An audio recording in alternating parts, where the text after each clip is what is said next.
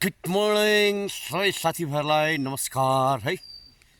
आज चाहिँ तपाईँहरूलाई यो हाम्रो है पहाडको जङ्गल बिचको यो बाटोको है सुन्दर मनोरमय दृश्य भनौँ है देखाउन लागिरहेछु। हजुरहरूलाई कस्तो लाग्छ हेर्नुहोस् है ल। यस हाम्रो पहाडलाई है ढकमक्क उज्यालो सुन्दरता छाउने झार जङ्गलहरू चाहिँ यस प्रकार छ है साथी। हेर्नुहोस् है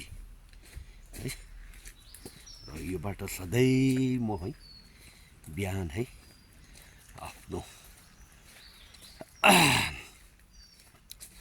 शरीरलाई है कष्ट दिँदै व्यायाम गर्ने गर्छु। जहाँ सधैँ मसित यो दुईटा है बडीगार्ड कुकुर हुन्छ है। र हेर्नुहोस् हजुरहरू है कस्तो लाग्छ के लाग्छ है भन्नुहोस् है ल। यसलाई भन्छ कपासी है। कपासी दुई प्रकारको हुन्छ, एउटा लहरे कपासी एउटा कपासी है। अब यसको चाहिँ पौला आउनु थाल्यो है। यो ठुलो रुख चाहिँ अङ्गेरी हो है। यो चाहिँ खानक्पा हो। यसलाई चाहिँ बुक भन्छ है। यसलाई चाहिँ चुथुरे भन्छ। यो चाहिँ उन्यु हो है। र यो चाहिँ खरानी हो। खरानी अहिले फुल्दैछ है।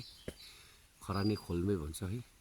त्यसो कि यो चाहिँ खरानी फलेको सानो फलबाट चाहिँ जो कि तेल पनि निस्किन्छ, जो चाहिँ हामीले है खानु सक्छौँ।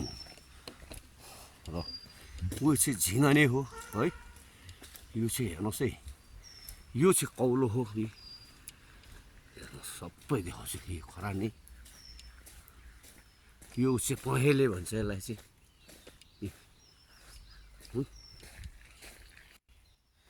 यसलाई चाहिँ भोटे पानको पत्ता भन्छौँ। जब सानोमा हामीले चाहिँ यसलाई चाहिँ के बनाएर खान्थ्यौँ,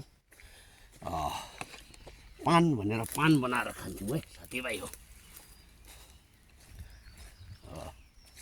पान बनाएर खान्थ्यौँ है। र यस्तै छ।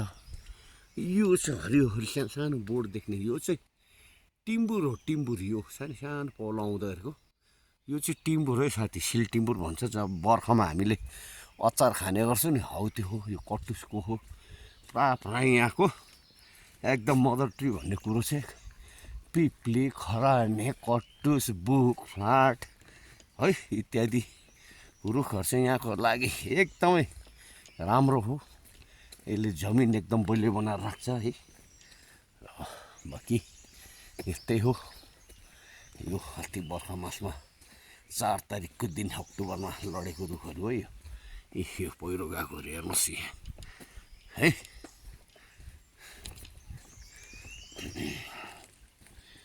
यो चाहिँ कौलो है साथी। पछि फल्छ यो चाहिँ।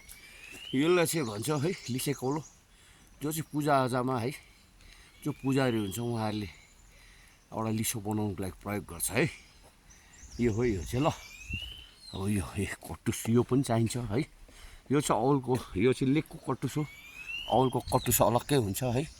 यो असारे हेर्नुहोस्। अब यहाँ चाहिँ थुप्रै प्रकारको जडीबुट्टी है, अनेक प्रकारको बिमारीको है वनस्पतिहरू जरा है फलफुल पाए जान्छ। तर हामी बस्छौँ र पनि हामीले उपयोग गर्न सक्दैनौँ। अब यो चाहिँ उहिले बुढाबुढीको उखान जस्तो है, भालेलाई हिराको के महत्त्व भन्छ नि क्या। भालेले चाहिँ खन्छ अरे हिरा निस्क्यो भने त्यसलाई चाहिँ महत्त्व नै हुँदैन अरे। र हामी त्यस्तै छौँ। यो चाहिँ फुस्रे भन्छ है। अब यो फुस्रे फुल्दै चाहिँ यो चाहिँ चराचुरुङ्गीले खाने गर्छ भुलेपछि यसको रसहरू है। यो चाहिँ बनमारा भन्छ यसलाई चाहिँ साथीभाइ। यो त लटरम्मै भएको छ नि। अनि यो चाहिँ फेरि चिराइटो हो। यो चाहिँ पोथी चिराइटो हो। भाले चिराइटो चाहिँ कालो हुन्छ। कालो भाले चिराइटो चाहिँ प्रायः यहाँबाट हराइसक्यो। अहिले जताततै पोथी सिराइ खालि पाउँछ है। यो उनिउहरू उनिउ पनि थुप्रै भेराइटीको पाए जान्छ यहाँ है। अब त्यसमा कि यो पिप्लीको पत्ता हेरिहाल्छु है।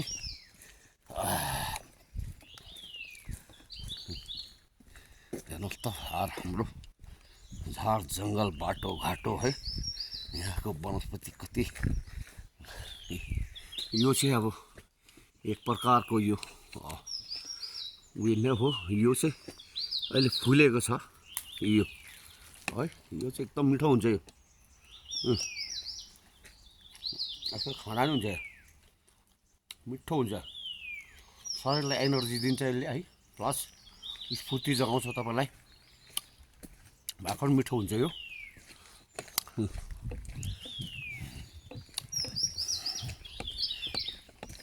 यो झार जङ्गलमा चाहिँ है तकरिबन है म बर्खाको टाइममा हुन्छ अब म सर्भाइभल गर्नु पऱ्यो भने चाहिँ 1 महिना चाहिँ म केही अन्न पानी नखाइकन झार जङ्गलको खानेकुरा खाएर म बाँच्नु सक्छु है। त्यति चाहिँ मेरोमा आत्मनिर्भरता छ साथी हो। र हेर्नुहोस् यो ठोट्ने है, यो ठोट्ने पनि खाँदा हुन्छ।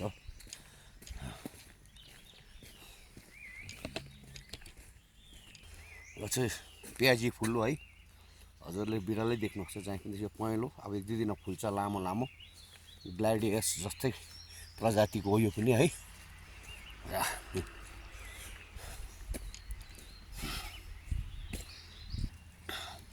यो चाहिँ कौलोको बोट है साथी हो।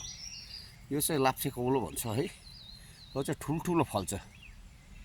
अब यो त कहिले फल्छ हाम्रै नाता नातिको पालामा खालि होला अब हो। अहिले चाहिँ बोट देखाइराखेको हजुरहरू ल।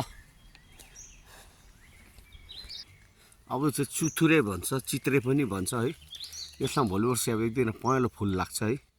यो चाहिँ त्यो फुल चाहिँ एकदम उपयोगी हो, जसमा कि दाँतहरू दुख्दाखेरि पोलेर है त्यो चाहिँ खाने गर्नाले दाँत दुखेकोहरू अलिकति सन्चो हुन्छ। र यसको थुप्रै गुणहरू छ है, हजुरहरू सुन्नु भएको होला। यो चाहिँ जङ्गली ओखती भन्छ, यो एउटा ओखती है। यसको पत्ता यस्तो हुन्छ, हेरिहाल्नुहोस् है, बुढो ओखती भन्छ यसलाई है। जति छिप्यो त्यति राम्रो यसको दबाई। यसको चाहिँ अब दबाईको नाममा है कतिजनाले है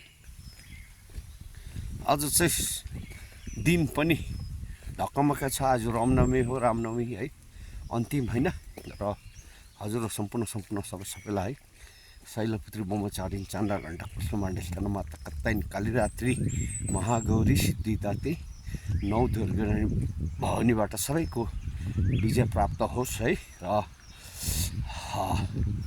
चैते दसैँ पनि अब आउँछ र साथै रामनवमी सम्पूर्ण शुभकामना है व्यक्त गर्दछु। र हजुरको आजको दिन पनि पूर्ण रूपले सफलताले चुमिरहोस्, सधैँलाई खुसी राखुन् है, कुनै आपत्ति विपत्ति नआओस्। यति भन्दै है यो मेरो सानो भिडियोलाई समाप्त गर्न लागिरहेको छु साथीहरू। अब यो हल्लैलेको पत्ता भन्छ है। यो जतासुकै उम्रिन्छ, तर यसको महत्त्व हामीलाई थाहै छैन। यो चाहिँ साग पनि खाँदा हुन्छ है, टिपेर यसको पकौडा बनाएर खायो भने अति मिठो हुन्छ। साथै यसको जरा जो पनि हुन्छ, यसको जरा पहेँलो हुन्छ, त्यो जरालाई चाहिँ कुटेर खाना गर्दाखेरि जान्डिस भयो तपाईँको होइन, अनि सुगर, पाइल्स, अनि यो भुँडीमा आन्द्रामा घाउ हुने के भन्छ यसलाई, अल्सर, हौ तिनीहरूको लागि चाहिँ एकदमै उपयोगी हो यो है। तर हामीलाई के थाहा र, अब थाहै छैन। म अघि मैले भनिहालेँ भालेलाई हिराको के महत्त्व भने जस्तै कुरो है।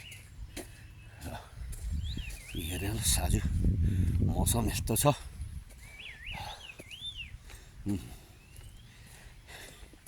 यो पनि हाम्रो हिमाली भेगमा पाइने एक प्रकारको है ऐसिलो हो। यो खुबै मिठो हुन्छ र यसको चाहिँ यो टुप्पोमा है भोलिपर्सि मजाको कलिलो डाँठ लाग्छ। त्यो कलिलो डाँठ चाहिँ केलाएर खाँदाखेरि पनि अति मिठो हुन्छ। यो अहिले फुल्दैछ हेर्नुहोस् ऐसिलो, ऐसिलो फलेपछि एकदमै मिठो हुन्छ साथी हो।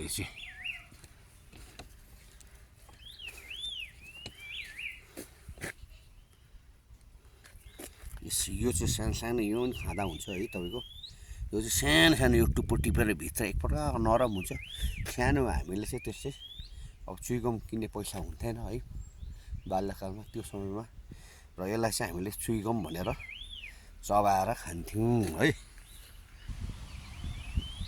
ल हुन्छ, सम्पूर्णमा आजलाई यति नै। भोलि फेरि भेटौँला है। ल भोलि फेरि भेटौँला। ल ओके, बाई बाई।